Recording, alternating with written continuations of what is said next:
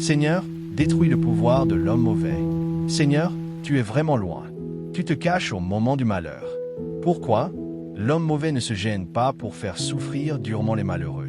Il les prend dans les pièges qu'il prépare. Cet homme-là est rempli de désirs mauvais et il en est fier. Parce qu'il réussit, il maudit le Seigneur et se moque de lui. Dans son orgueil, l'homme mauvais ne se pose pas de questions. Dieu n'a aucun pouvoir, voilà tout ce qu'il pense. Cet homme-là réussit toujours ce qu'il fait. Les jugements de Dieu ne le touchent pas. D'un souffle, il balaie tous ses ennemis. Il se dit en lui-même, « Je ne peux pas tomber. Je suis pour toujours à l'abri du malheur. » Sa bouche est pleine de malédictions, de mensonges et de violence. Sa langue est mauvaise et méchante. Il attend près des villages. Il se cache pour tuer l'innocent. Ses yeux cherchent celui qui est sans appui. Il se cache et il attend comme un lion dans son buisson. Il attend pour attraper le pauvre. Il l'attrape et il l'entraîne dans son piège. Celui qui est sans appui est renversé, écrasé, et il tombe au pouvoir de l'homme mauvais. Celui-là se dit, Dieu oublie, il ne veut rien savoir.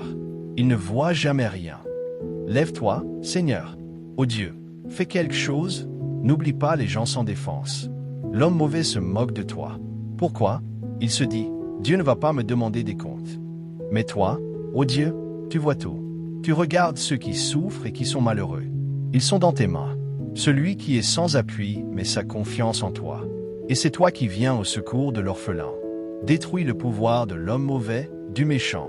Alors tu pourras chercher le mal qu'il a fait. Tu ne trouveras plus rien. Le Seigneur est roi pour toujours. Les autres peuples ont disparu de son pays. Seigneur, tu entends le désir des gens simples. Tu les encourages, tu les écoutes. Tu fais justice aux orphelins, à ceux qu'on écrase sous la violence.